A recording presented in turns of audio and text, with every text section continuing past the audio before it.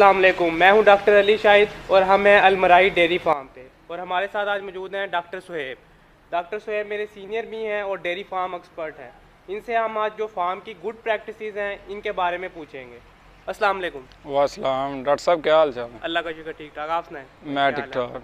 भाई हम ये डेयरी फार्म अगर एक स्मॉल फार्मर स्टार्ट करना चाहे तो उसके लिए सबसे पहली जो चीज़ है वो क्या रिक्वायर्ड है? मेरे पॉइंट ऑफ व्यू से एक डेयरी फार्म अगर आप एज ए बिज़नेस करना चाहते हैं, सबसे पहले आपके पास अच्छे एनिमल की सिलेक्शन होना बहुत ज़रूरी है। सही। क्योंकि अगर आपके पास एनिमल या वो अच्छी ब्रीड के एनिमल नहीं है तो वो प्रोडक्शन नहीं देंगे, जो फार्म की अपनी रनिंग कास्ट है वो भी नहीं पूरा कर सकेंगे, और दूसरे जो प्रॉफिट है वो इसके अलावा है। इसलिए आपके पास अच्छे एनिमल सबसे पहले, और दूसरे नंबर पे उन एनिमल को फीडिंग क्योंकि फार्म की रनिंग की 70% कॉस्ट है और फार्म के ऊपर जो मेजर कॉस्ट है वो फीडिंग की है। अगर आपके पास एनिमल अच्छे नहीं है या आपके पास फीडिंग के रिसोर्सेज अच्छे नहीं हैं तो आप एक अच्छा फार्म रन नहीं कर सकते। अच्छा फार्म रन नहीं कर सकते। तो ये जो हमारे पास अलमराई डेयरी फार्म है, इसमें अभी कितने एनिमल्स हैं आपके पास? अलमराई डेयरी फार्म पे जो टोटल लाइफ स्टॉक है वो तकरीबन 98 एनिमल्स हैं, जिसमें 59 एनिमल मिल्किंग पे हैं, बाकी जो एनिमल हैं वो छोटे बच्चे हैं, अभी हीफर्स हैं, ग्रोइंग हीफर्स हैं।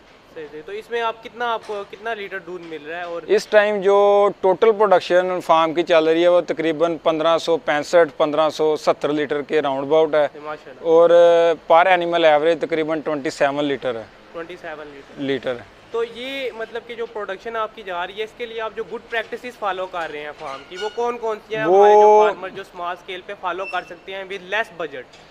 वो डॉक्टर साहब बात ऐसे है कि जो एनिमल का क्लोजअप पीरियड है ना, वो एनिमल का इन्वेस्टमेंट पीरियड है। सही। क्लोजअप पीरियड के दौरान आप एनिमल के ऊपर जितना इन्वेस्ट करेंगे ना, एनिमल मिल्किंग ड्यूरेशन के उतना आपको प्रॉफिट देगा। ये जब एनिमल हमारे पास आए थे, ये 5 से लेके 7 माह के प्रेग्नेंट हीफर्स थी। क्लोजअप ड्यूरेशन में हमने इनको अपना राशन दिया, अपनी फार्मूलेशन दी, इनकी अच्छी फार्मूलेशन से इनके अच्छे एडर डेवलप हुए। ऊपर से ये अमेरिकन फ्रीजियन थी, इनकी जेनेटिक्स भी अच्छी थी। और मिल्किंग के दौरान जब ये एनिमल काविंग के बाद मिल्किंग में आते हैं, मिल्किंग के दौरान जो इनको डाइट देते हैं ना, वो बहुत डिपेंड करती है। इस टाइम जो हम वंडा इनको दे रहे हैं वो भी अपनी फार्मूलेशन दे रहे हैं, अपना साइलेज है, ना साइलेज परचेज करते हैं ना वंडा परचेज करते हैं। तो ये जब आपने जैसे बताया कि क्लोजअप पीरियड है, हमारे नाजरीन के लिए बताएंगे क्लोजअप पीरियड कौन सा होता है? क्लोजअप पीरियड वो दौरानिया जब गाय को सूने में 3 हफ्ते रह जाते हैं। जब गाय को सूने में 3 हफ्ते रह जाते हैं उस पीरियड को हम अपनी ज़बान में क्लोजअप पीरियड कहते हैं। क्योंकि हमारे ज़्यादातर जो लोग हैं वो है गरीब हैं, वो जब जानवर दूध देना छोड़ जाता है ना तो वो वंडा अफोर्ड नहीं कर सकते।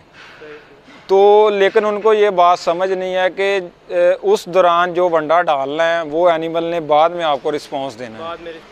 अच्छी अगर आप डेयरी फार्म रन करना चाहते हैं तो जो आपकी हीफर्स से लेके क्लोजअप तक जो आपकी इन्वेस्टमेंट है ना, वो लैक्टेशन के दौरान अल्हम्दुलिल्लाह हमारे एनिमल एवरेज भी अच्छी दे रहे हैं, एनिमल का BCS भी लूज़ नहीं है, और एनिमल कुछ एनिमल हमारे पास प्रेग्नेंट भी हैं। सही।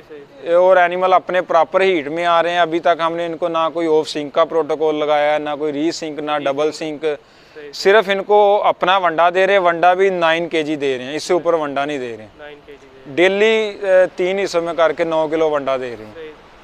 हम ये देखते हैं कि फार्म में बड़े ये साड़ू का प्रॉब्लम होता है और डिफरेंट मैनेजमेंटल प्रॉब्लम्स होते हैं, तो इनको आप कैसे टैकल करते हैं? डॉक्टर साहब मेरी जो डेली की प्रैक्टिस है ना, अगर आप देखेंगे ना बंकर्स में, तो अल्हम्दुलिल्लाह आपको बंकर्स साफ़ सुथरे मिलेंगे। मेरे पास इस टाइम तकरीबन मैंने 6 पोर्शन बनाए हैं अपने शेड के, उनको 1 2 3 4 5 6 में डिवाइड किया है। डेज़ के हिसाब से, हफ्ते के डेज़ के हिसाब से पीर को 1 नंबर में, मंगल को 2 नंबर में, बुध को 3 नंबर में, डेली बेसिस के ऊपर है ना अपनी बारी के हिसाब से इनमें रेता डाल दी जाती है।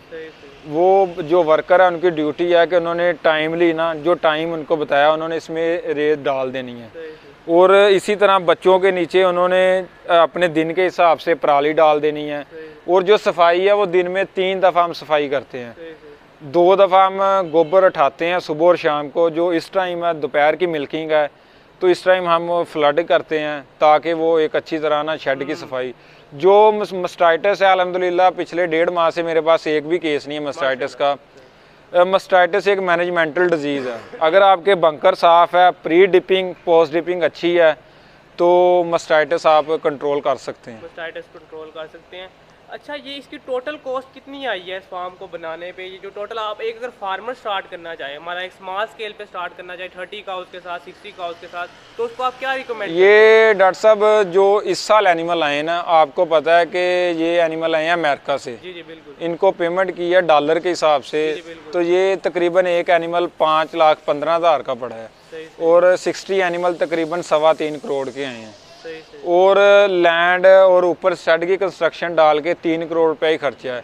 लेकिन मैं फार्मर को ये मशवरा देता हूँ कि आप 30 एनिमल से स्टार्ट करें। पाकिस्तान के किसी भी अच्छे कारपोरेट सेक्टर से अच्छी प्रेगनेंट हीफर्स खरीदें, उसके 2-3 आपको फ़ायदे हैं। एक वो इन्वायरमेंट के साथ स्टेबल है, दूसरा वो इतने आपको तंग नहीं करते, तीसरा ये कि आप शेड के ऊपर कास्ट मिनिमम करें, उतना आप एनिमल के नंबर इंक्रीज कर लें। उससे आपको ये फ़ायदा है कि जो आपके रनिंग कास्ट है या शेड के एक्सपेंसेस हैं या कंस्ट्रक्शन कास्ट है वो आपको साथ रिटर्न आ जाता है। लेकिन जब आप एनिमल इंपोर्ट करते हैं ना, तो उसके लिए आपके पास इंपोर्ट जब आती है तो ये एनिमल मिल्किंग में नहीं है। आपको इंपोर्ट और शेड की कंस्ट्रक्शन के अलावा 4-5 माह की फीडिंग के लिए एक्स्ट्रा पैसे चाहिए। अगर एक छोटा पाकिस्तान का रेजिडेंट शुरू करना चाहता है तो उसके लिए बेहतर यही है कि वो किसी अच्छे कारपोरेट सेक्टर से अच्छी हीफर्स परचेज करे और उनको नंबर उनके इंक्रीज कर ले, शेड के ऊपर खर्चा कम कर ले।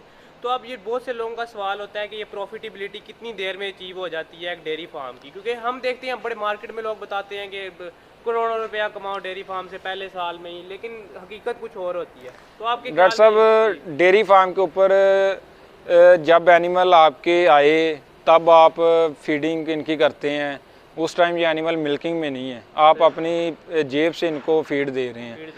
अगर आप नेट प्रॉफिट की बात करें ना, वो तकरीबन 3 साल बाद शुरू होता है। 3 साल बाद क्योंकि पहले जो प्रॉफिट अगर आता भी है, अगर आप 10 लाख रुपया कहते हैं कि मेरी मंथली फीडिंग कास्ट है और मैं 20 लाख का दूध सेल करता हूँ, वो ऊपर वाला 10 लाख प्रॉफिट अगर आता भी है ना, तो वो जो पिछले आपने पैसे लगाए हैं शेड के ऊपर, एनिमल के ऊपर, वो रिटर्न आ रहे हैं।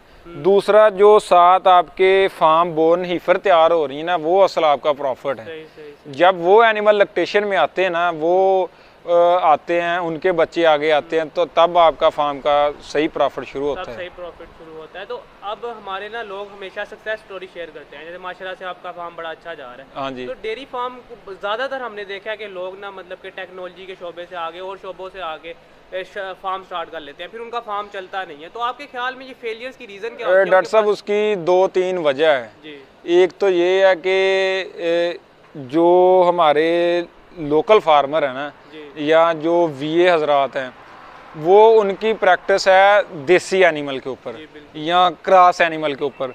अगर देसी या क्रॉस एनिमल को अगर आप कोई ट्रीटमेंट देते हैं या फीडिंग ऊपर नीचे होगी या गंदा साइलेज दे दिया या गंदा वंडा दे दिया, वो एनिमल उसको इतना फील नहीं करते।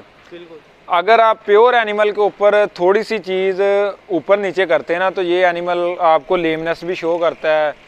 इसको ये एनिमल इतना सेंसिटिव है कि थोड़ी सी चोट इसको लगती है, ये आपका इनटेक कम कर देता है, प्रोडक्शन ड्रॉप कर देता है, वेट लॉस स्टार्ट कर देता है।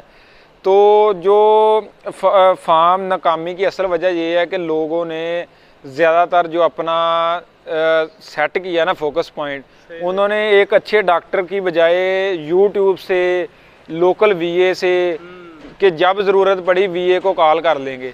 अगर आपका एनिमल एक अच्छा एनिमल है, आपका एक 5 लाख का एनिमल है, अगर आप 50, 55, 60 हज़ार रुपये एक डॉक्टर नहीं ना रख सकते, जी। और आप उसके बदले में 1 या 2 अपने एनिमल या हीफर्स एक्सपायर करवा लेते हैं, सही, सही। वो एट दी एंड कास्ट तकरीबन वही, बल्कि उससे ज़्यादा नुकसान हो जाता है। नुकसान हो जाता है। उसकी असल में अगर एक इंजीनियर आदमी है वो समझता है, लेकिन वो यूट्यूब के ऊपर वीडियो सुन ली, बात कर ली, वो अपने फार्म पे इम्प्लीमेंट करेगा ना, वो नहीं कर सकता। सही। फार्म के ऊपर जो चीज़ें एक डॉक्टर ने देखनी है वो एक लोकल आदमी नहीं देख सकता। इसीलिए यही वजह है कि लोग स्टार्ट तो करते हैं, जी, लेकिन वो उसे मैनेज नहीं कर पाते, नहीं कर सकते। सही। जिसकी वजह से फिर वो फार्म ख़त्म हो जाते फार्म हैं, खत्म हो जाता है और लॉस में चल जाता है। लॉस में चले जाते हैं। बहुत बहुत शुक्रिया डॉक्टर साहब। शुक्रिया।